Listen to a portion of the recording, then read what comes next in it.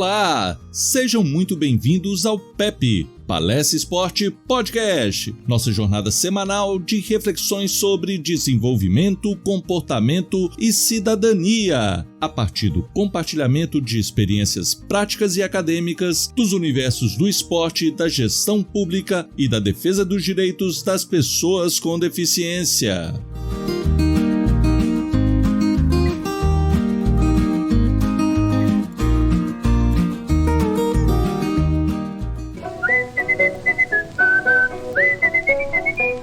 Está no ar o PEP, Palestra Esporte Podcast, com Luiz Villani.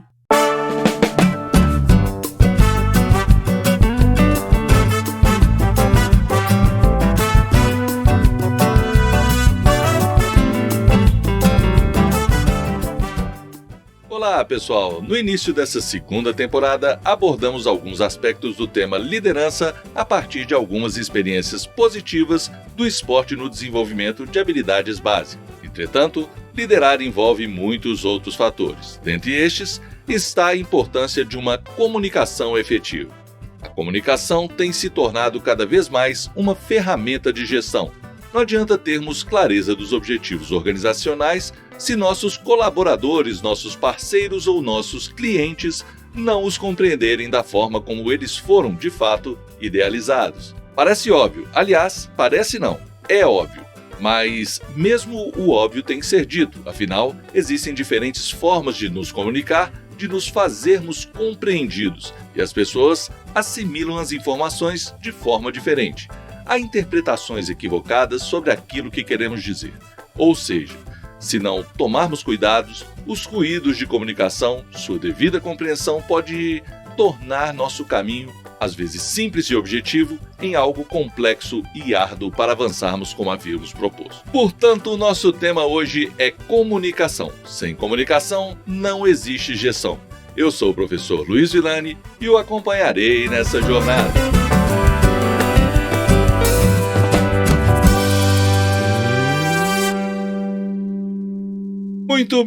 Muito bem, iniciamos nosso episódio hoje nos questionando.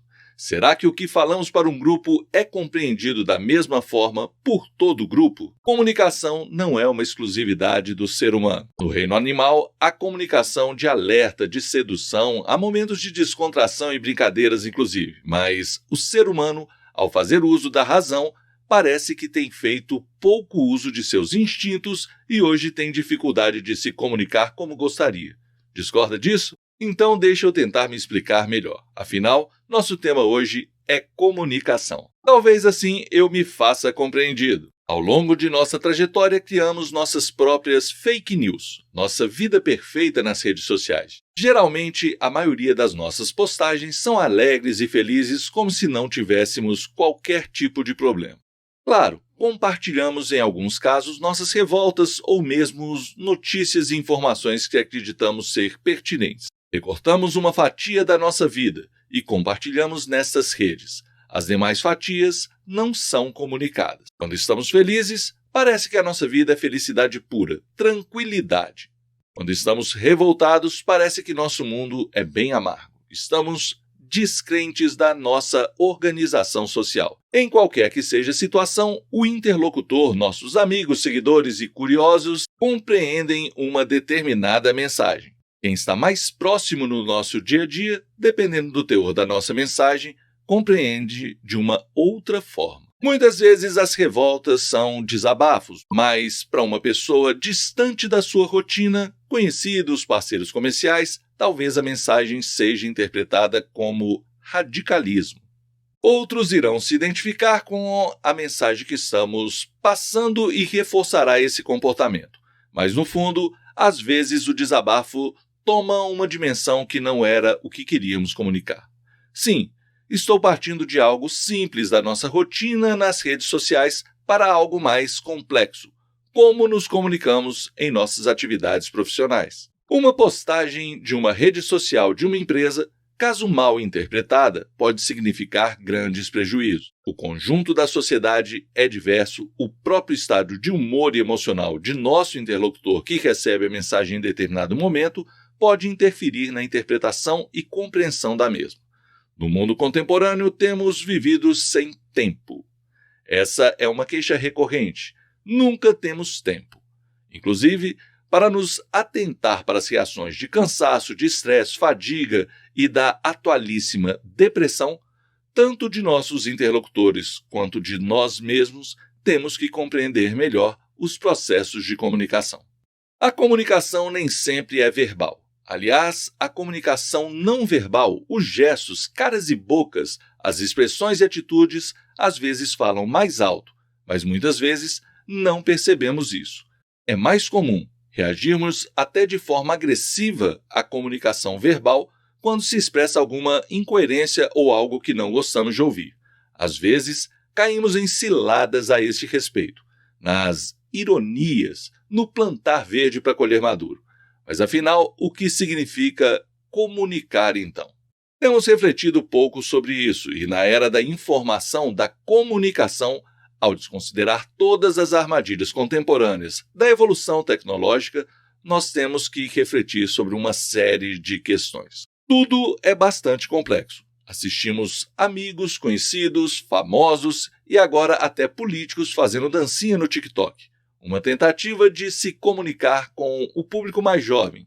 Recentemente, descobri que o Facebook é inclusive uma rede já envelhecida.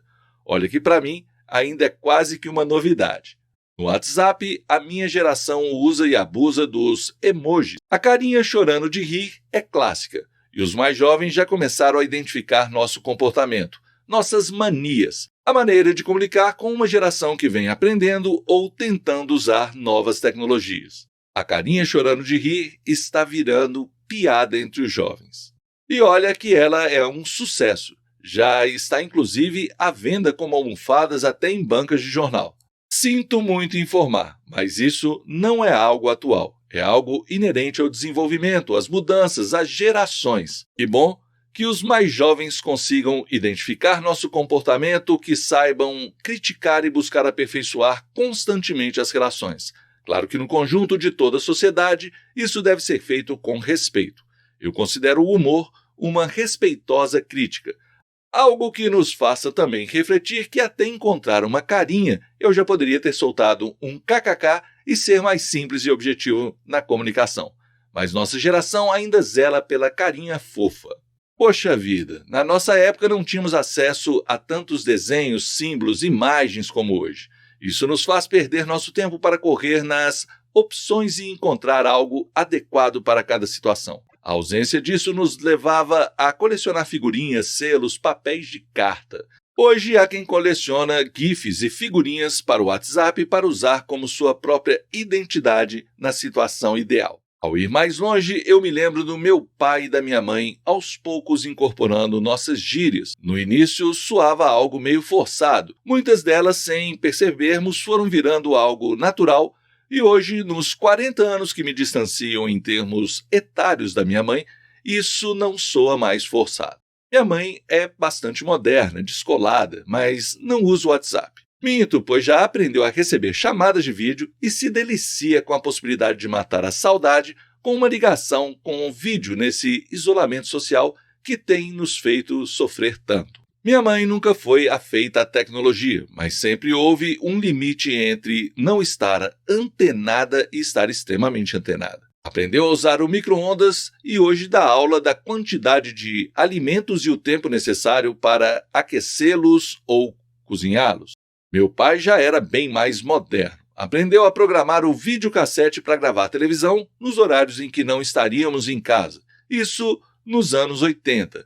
Se você é mais jovem e não sabe o que é videocassete, no dia em que descobrir o que é, vai rir bastante sobre a situação em que passávamos naquela época. Mas eu me orgulhava do meu pai, até de vê-lo criando pastas no computador para separar frutas, cores e números, seguindo à risca as tarefas do curso de informática da Associação dos Aposentados que ele fazia parte. Ele lutou, mas buscou aprender como usar o ambiente Windows por volta de 2005. Até então tinha pavor de chegar perto do PC quando os filhos não estavam em casa. Chegou a criar um e-mail e acessar os sites de notícia. Colocou uma meta que deixaria de assinar jornais impressos, mas infelizmente se despediu desse mundo precocemente em 2008, antes de cumprir sua meta. Mas já acessava as principais notícias e compartilhava entre o impresso e o digital. Já minha mãe parou durante anos no próprio micro-ondas. Antes, aderiu ao relógio digital e somente agora passou a investir no celular. Acho que teve o seu primeiro aparelho há uns 5 anos, talvez menos, e agora já o considera algo indispensável. Exemplos familiares nos faz refletir sobre nossas distintas realidades, e isso facilita compreender que as gerações mudam. E hoje, diante do tsunami de informações a que somos submetidos diariamente, saber se comunicar de forma efetiva tem sido um grande desafio. Se você já foi cancelado ou cancelou um amigo ou familiar por causa de política, por exemplo, acho que entenderá bem o que eu quero dizer. Vejo pessoas tremerem de raiva ao digitar uma resposta no WhatsApp, mas quando encontram seu interlocutor presencialmente, receoso do início de uma grande briga, se derrete ao sorriso ou ao desarme da expressão no olhar de quem o provocava. Ao vivo, vendo a expressão das pessoas, parece que a comunicação é bem diferente. Observamos detalhes não revelados no ato de redigir. Olhares, sorrisos irônicos e até o tom de voz podem fazer de uma mesma mensagem algo bem mais leve em tom de brincadeira, o que, nos textos secos, não se é possível identificar geralmente. Ou seja, existem diversas possibilidades de nos comunicar, mas às vezes o meio que usamos não consegue traduzir todo o contexto como gostaríamos, e aí intensificam os tais ruídos de comunicação. Há milhares de anos, o ser humano vem se comunicando por meio da fala, de gestos, pinturas, por sinais, símbolos, cores e expressões corporais. Andamos nas ruas e identificamos placas sinalizadoras, semáforos com códigos de cores e já introjetamos o que esses códigos significam no nosso dia a dia. É quase natural já identificar e entender o que eles representam. Em termos etimológicos, a palavra comunicação tem sua origem no latim comunicare, diz respeito ao comum, e também induz a ideia de comunhão e comunidade. Em síntese, o conceito de comunicação passa então pela ação de tornar comum algo, em geral, uma informação. Em termos organizacionais, Chiavenato 2016, antes de definir comunicação, introduz os conceitos básicos de dado, que seria o registro a respeito de determinado evento ou ocorrência ou mesmo uma pessoa, e o de informação, que é o conjunto de dados com determinado significado, ou seja, que reduz a incerteza a respeito de algo ou que permite o conhecimento a respeito de algo. Assim, a comunicação ocorre quando uma informação é transmitida a alguém, então é compartilhada também por esse alguém. Não basta termos um dado ou uma informação para nos comunicar, é necessário um mecanismo para transmitir a informação. Por exemplo, se uma pessoa vê um grupo de predadores se deslocando, ela nesse momento está registrando um evento, o deslocamento de predadores. Isso representa então um dado, mas se ela consegue identificar um significado de que esse grupo se desloca em direção a uma aldeia desprotegida, por exemplo, algo que coloca em risco pessoas, terá então uma informação. Neste caso, se ela conseguir transmitir essa informação, ela efetuará uma comunicação. Seria o caso do sinal de fumaça, desde que os aldeões compreendam que aquela forma de se propagar a fumaça é um sinal de uma situação de perigo, alerta, enfim.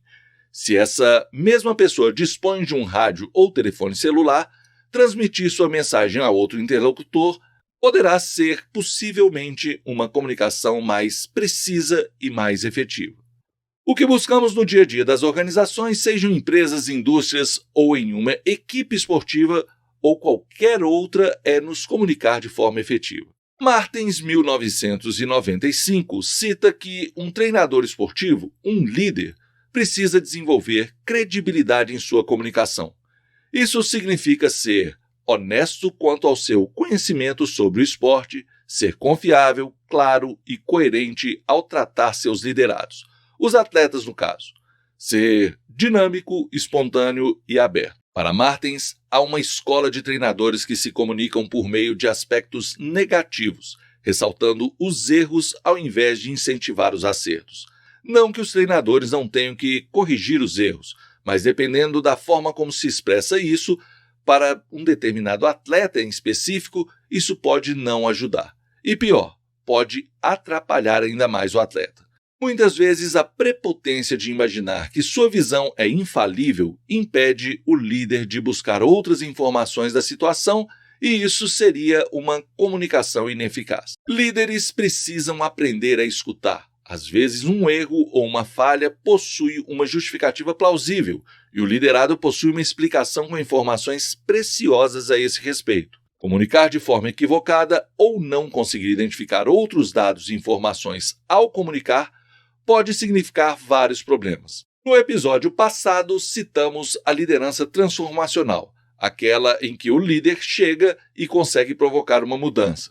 De acordo com Blanchard, uma grande parte da resistência encontrada durante mudanças organizacionais é causada por uma falta de informação e complementa que, na ausência de uma comunicação honesta, entusiástica e empática, as pessoas criam suas próprias informações sobre a mudança e os rumores começam a ser tomados como sendo algo verdadeiros.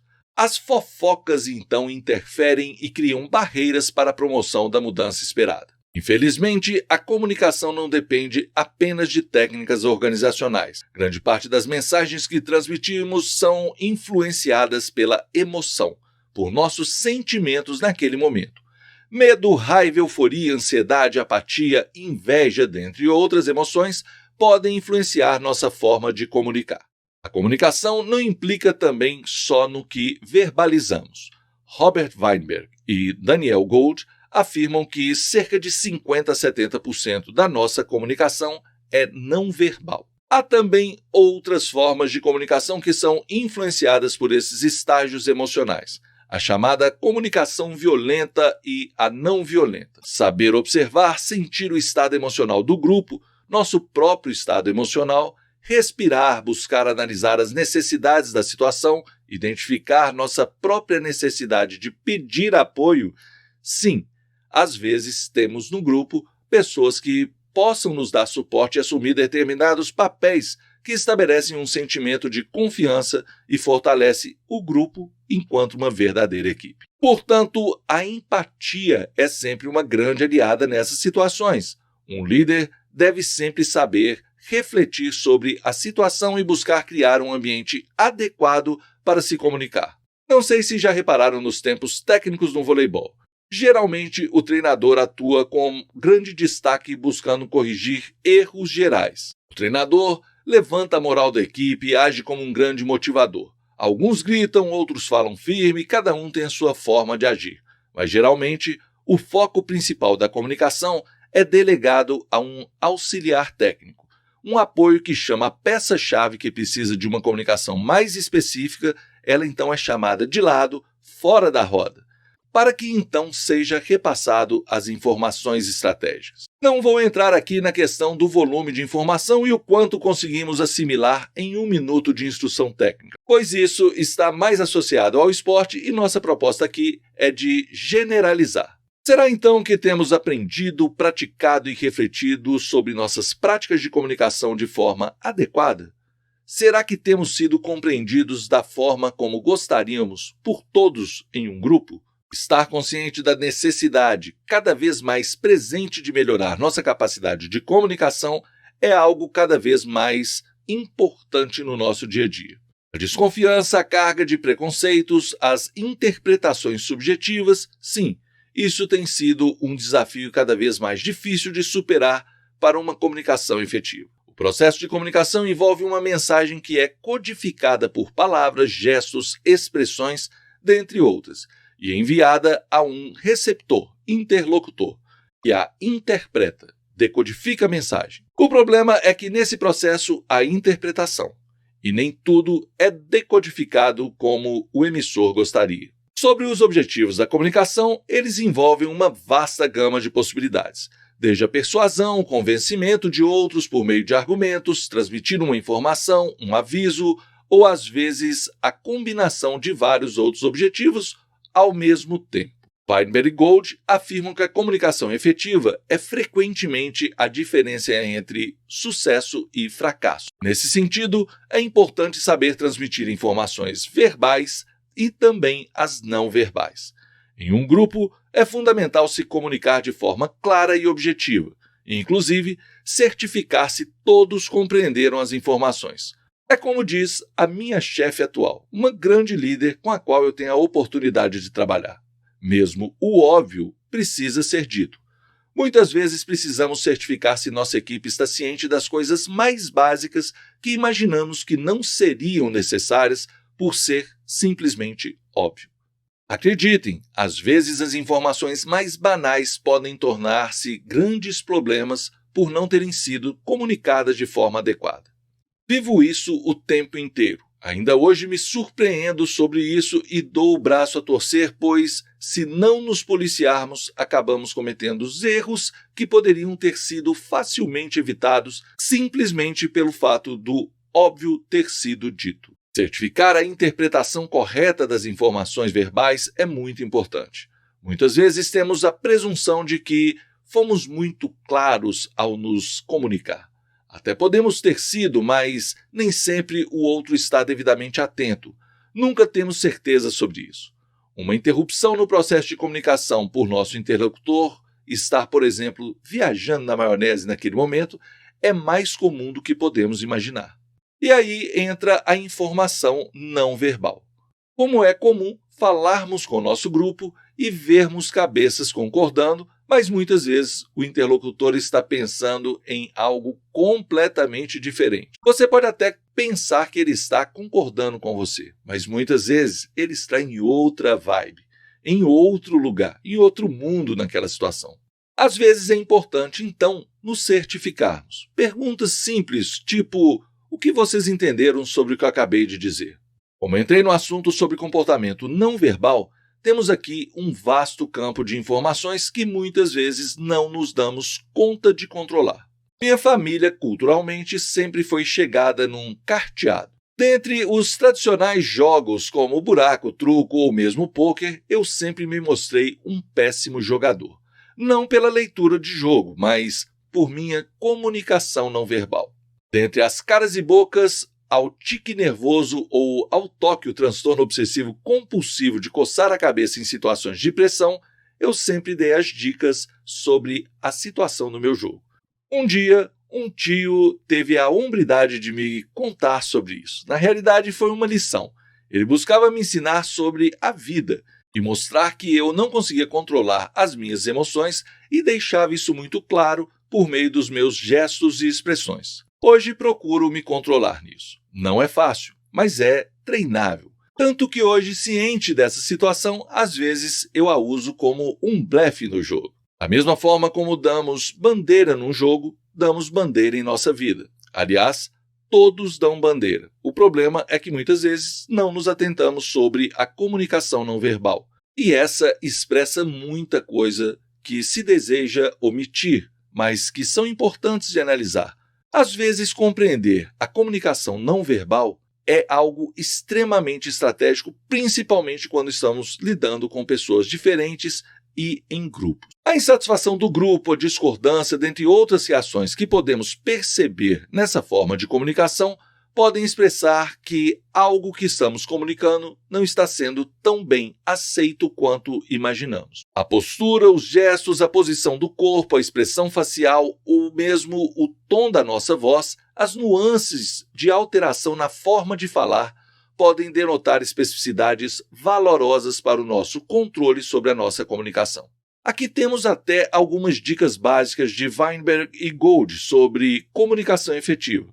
Como, por exemplo, ser direto e objetivo, usar a primeira pessoa do singular ou do plural, mas sempre saber colocar a informação como algo onde você assuma a sua postura e suas responsabilidades, tipo eu ou nós, você faz parte do grupo. Isso é estratégico, pois demonstra que você está assumindo a sua responsabilidade. Quando falamos na terceira pessoa, tipo, o grupo decidiu, a empresa decidiu, ora, você faz ou não faz parte do grupo da empresa? É só um emissário ou é um líder? Alguém que assume a decisão tomada? Isso pode demonstrar insegurança ou até infidelidade.